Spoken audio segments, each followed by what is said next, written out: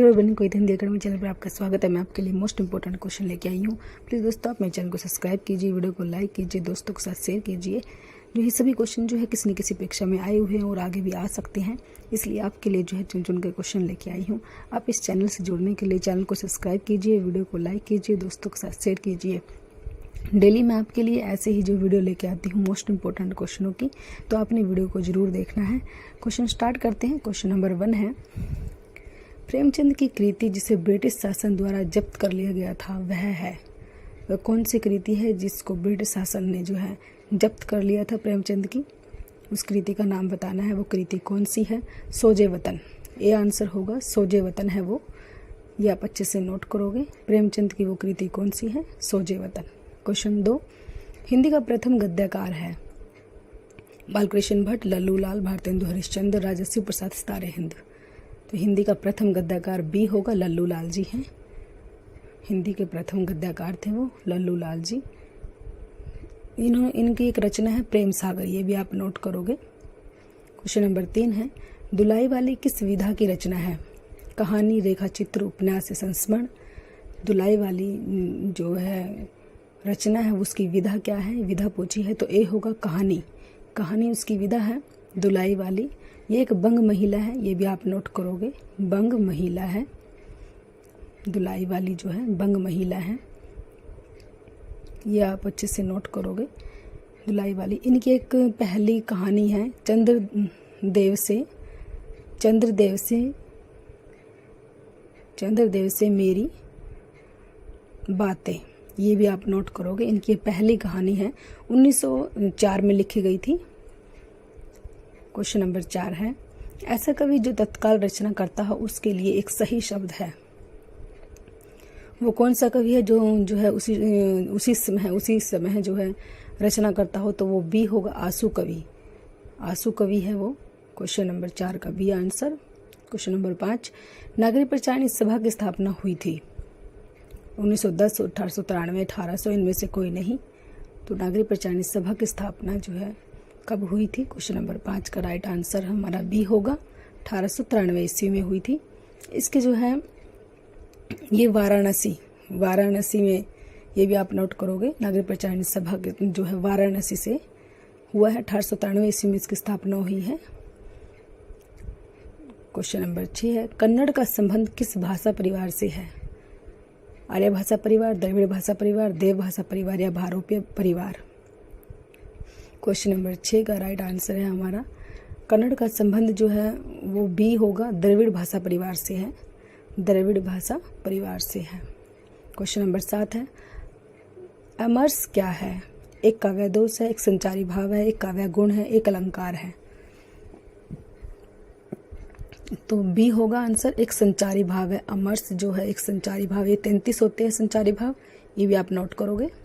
Question number 8 है, इनमें से कौन सा अर्थालंकार का भेद नहीं है? उपमा, अतिशयोक्ति, रूपक, यमक। अर्थालंकार में कौन सा नहीं आता, ये बताना है। क्वेश्चन नंबर 8 का जो है सही आंसर है वो डी होगा, यमक। यमक जो है अर्थालंकार में नहीं आता, ये आप अच्छे से याद रखोगे। क्वेश्चन नंबर 9 है, जहाँ एक ही शब्द एक से अधिक बार आए तथा भिन्न भिन्न अर्थ हो वहाँ कौन सा अलंकार होता है? अनुप्रास, श्लेष, यमक या अर्थालंकार? तो वो कौन सा अलंकार होता है? क्वेश्चन नंबर 9 का सी आंसर होगा, यमक। यमक होता है वो अलंकार, ये आप अच्छे से याद रखोगे। क्वेश्चन नंबर 10 है, निम्नलिखित में से किस शब्द में गुण संधि है? गुण संधि किसमें है? हिमालय, इत्यादि, तल्लीन, देवेंद्र। गुण संधि डी आंसर होगा, देवेंद्र। देवेंद्र में जो है देव प्लस इंद्र, इसको ऐसे लिखेंगे, देव प्लस इंद्र, देवेंद्र। तो इसमें गुण संधि है, ये भी आप ध्यान रखोगे। क्वेश्चन नंबर 11 है, मनोहर शब्द में कौन सी संधि है? स्वर संधि, व्यंजन संधि, विसर्ग संधि, इनमें से कोई नहीं। मनोहर, तो बतानी है कौन सी संधि है मनोहर में? तो सी आंसर होगा, विसर्ग संधि है। मनोहर में विसर्ग संधि है। मनह प्लस हर, विसर्ग आ जाएंगी, मनह प्लस हर, तो ये विसर्ग संधि है, इसको आप ध्यान रखोगे। क्वेश्चन नंबर 12 है, निम्नलिखित वाक्यों में क्रिया विशेषण युक्त वाक्य कौन सा है? क्रिया विशेषण युक्त बताना है कौन सा वाक्य है। मैं कल नहीं जाऊंगा, यह फूल सुंदर है। हवा धीरे धीरे बह रही है, आज हम स्कूल जाएंगे। तो इन वाक्यों में क्रिया विशेषण कौन सा वाक्य है? तो सी होगा, हवा धीरे धीरे बह रही है। तो ये क्रिया की विशेषता बताई गई है कि वो धीरे धीरे बह रही है, तो ये इसमें क्रिया विशेषण है। ये आप अच्छे से ध्यान रखोगे। क्वेश्चन नंबर 12 का सी आंसर। क्वेश्चन नंबर 13, अक्षण भंगुर किस प्रकार का विशेषण है? दशा बोधक है, स्वांत बोधक है, काल बोधक है या गुण बोधक है? तो अक्षण भंगुर जो है किस प्रकार का विशेषण है? तो सी होगा, काल बोधक है वो। क्वेश्चन नंबर 14, निम्न में से कौन सा व्यंजन स्पर्श संघर्षी है? स्पर्श संघर्षी व्यंजन बताना है, कौन सा है? ज, र, है या श? क्वेश्चन नंबर 14 हमारा, तो स्पर्श संघर्षी ए होगा ज। ज जो है वो स्पर्श संघर्षी है, ज। तो ये 4 होते हैं, स्पर्श संघर्षी जो है 4 होते हैं, ये भी आप ध्यान रखोगे। च, छ, ज और झ, ये नोट कर दिया है, च, छ, ज और झ। क्वेश्चन नंबर 15, मनमाना में कौन सा समास है? अविभाव है, कर्मधारय है, तत्पुरुष है, बहुब्रीहि है। तो मनमाना में कौन सा समास है? समास का तो सी होगा, तत्पुरुष समास है ये। क्वेश्चन नंबर 15 का सी। क्वेश्चन नंबर 16, शुद्ध वर्तनी वाला शब्द है। मानवीकरण, मानवीकरण, मानवीकरण, मानवीकरण। तो इसमें बताना है सबसे सही कौन सा लिखा हुआ है। शुद्ध वर्तनी बतानी है, किसकी सबसे सही शुद्ध वर्तनी है? तो सी होगा, मानवीकरण। तो मानवीकरण। क्वेश्चन नंबर 17, एक भारतीय आत्मा किस कवि को कहा जाता है? माखनलाल चतुर्वेदी, विद्यापति, भारतेंदु हरिश्चंद्र, सूर्यकांत त्रिपाठी, निराला। तो क्वेश्चन नंबर 17 का राइट आंसर हमारा ए होगा, माखनलाल चतुर्वेदी को एक भारतीय आत्मा के नाम से पुकारा जाता है। ए आंसर होगा माखनलाल चतुर्वेदी। इंपॉर्टेंट क्वेश्चन है, पेपर में बार बार आता है। एक भारतीय आत्मा जो है, विद्यापति के बारे में पूछा जाता है, सूर्यकांत त्रिपाठी, निराला के बारे में भी पूछा जाता है। क्वेश्चन नंबर 18, अंधी पीसी कुत्ता खाए का क्या अर्थ है? सब और विपत्ति, कमाए कोई खाए कोई, दिखावा कम काम ज्यादा, मूर्ख लेकिन न्यारा। अंधी पीसी पीसे कुत्ता खाए का क्या अर्थ है? तो बी होगा, कमाए कोई खाए कोई। तो बी आंसर होगा। क्वेश्चन नंबर 19, जिस पर आक्रमण किया गया हो उसके लिए एक शब्द है। आक्रामक, आक्रांत, आक्रमिक, आक्रांता। क्वेश्चन नंबर 19, जिस पर आक्रमण किया गया हो उसके लिए एक शब्द है, वह शब्द है 19 का राइट आंसर होगा बी, आक्रांत। उसको आक्रांत कहा जाता है। क्वेश्चन नंबर 20 है, निम्नलिखित में से मयूर का तद्भव रूप है। तद्भव बताना है हमें, तद्भव रूप कौन सा है मयूर का? क्वेश्चन नंबर 20 का बी होगा, मोर। मोर जो है इसका तद्भव है। क्वेश्चन नंबर 21, शब्द शक्ति के मूलतः कितने भेद हैं? कितने भेद होती है? 2, 3, 4 या 5 शब्द शक्ति के भेद। तो बी होगा, 3 होते हैं शब्द शक्ति के भेद। क्वेश्चन नंबर 21 का बी। क्वेश्चन नंबर 22, जिसका इलाज न हो सके उसके लिए उपयुक्त शब्द है। असाध्य है, दुस्साध्य है, साधनहीन, श्रमसाध्य है। जिसका इलाज न हो सके उसके लिए सही शब्द कौन सा होगा? ए होगा, असाध्य है। असाध्य है। क्वेश्चन नंबर 23, कैंची किस भाषा का शब्द है? हिंदी, अंग्रेजी, पुर्तगाली या तुर्की? कैंची जो है किस भाषा का शब्द है?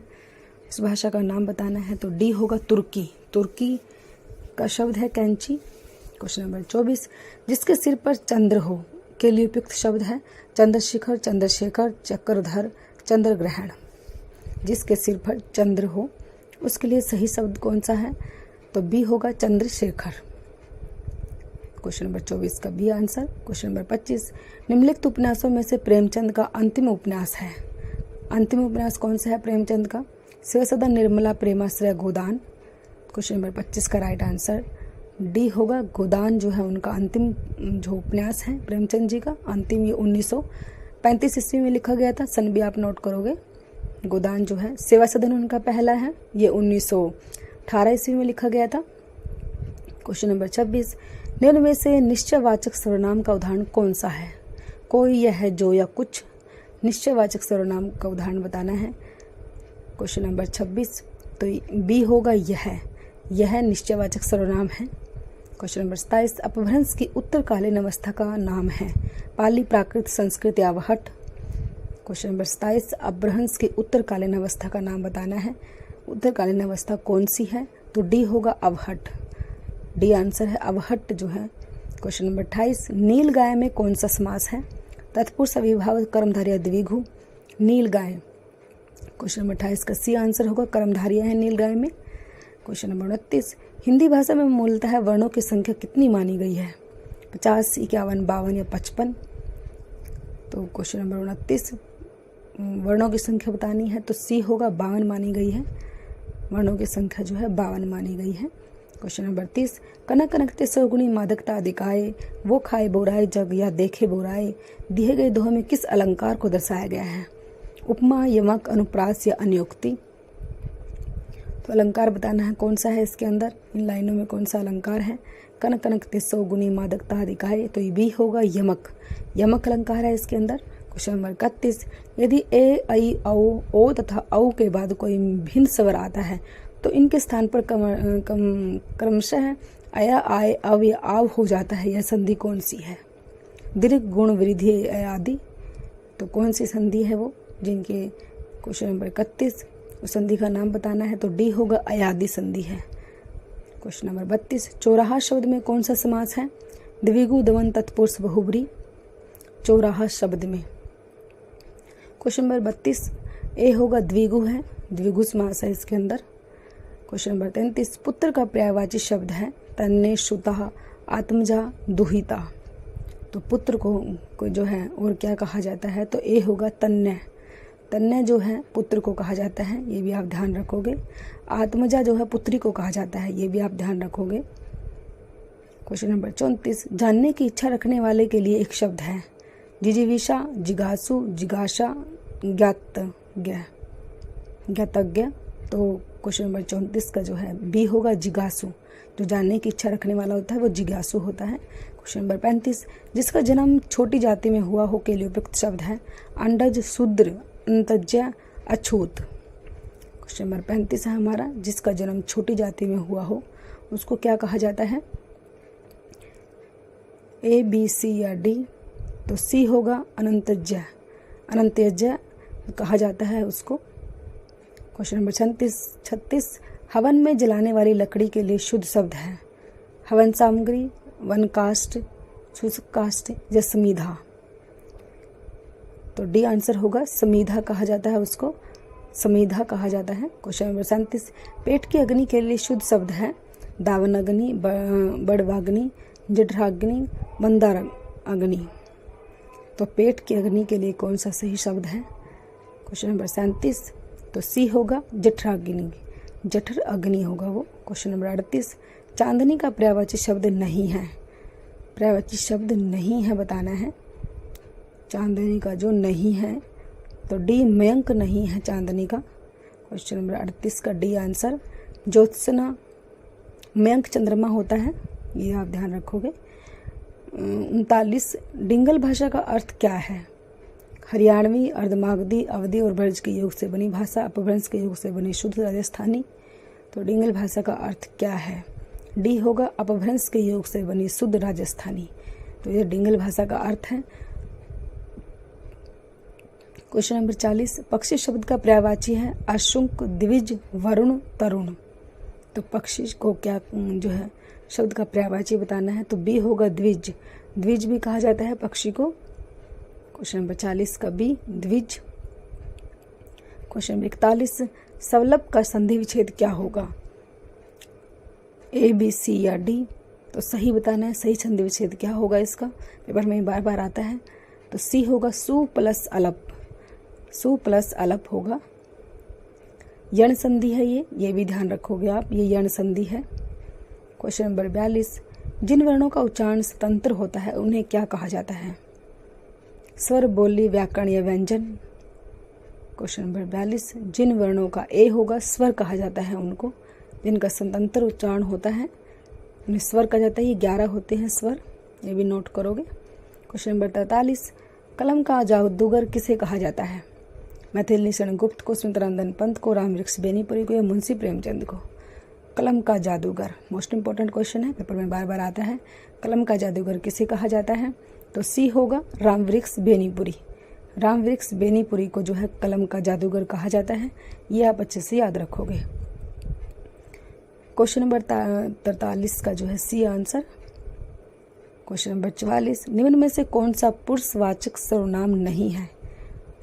पुरुषवाचक सर्वनाम बताना है, कौन सा इसमें से नहीं है, नहीं बताना है।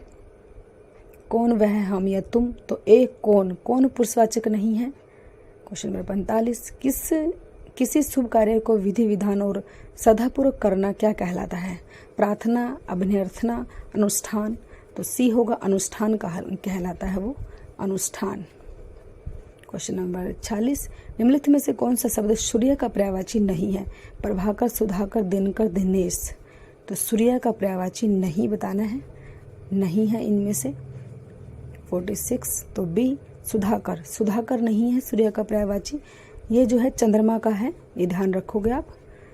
क्वेश्चन नंबर 47, जनार्दन किसका पर्यायवाची है? राम, कृष्ण, विष्णु या ब्रह्मा। जनार्दन जो है किसको कहा जाता है? तो सी होगा, विष्णु को कहा जाता है जनार्दन। क्वेश्चन नंबर 48, संभव है कि कल हमारा परिणाम निकलेगा, इस वाक्य में क्रिया किस काल का बोध करा रही है? सामान्य भविष्य, सामान्य भूत, सामान्य संभाव्य भविष्य या अपूर्ण वर्तमान। तो क्वेश्चन नंबर 48 है हमारा, ये जो है सी आंसर होगा, संभाव्य भविष्य का बोध करा रही है। क्वेश्चन नंबर 49, अतरंग का सही विलोम है? बहुरंग, बहिरंग, सबरंग, कुरंग। अतरंग का सही विलोम तो बी होगा, बहिरंग है। क्वेश्चन नंबर 50, निम्नलिखित में से कौन सा शब्द तत्सम नहीं है? तत्सम नहीं बताना है, तत्सम नहीं है। 50, क्वेश्चन नंबर 50, ए, बी, सी या डी। तो ए होगा, नेह जो हो तत्सम नहीं है, 3 तत्सम है ये।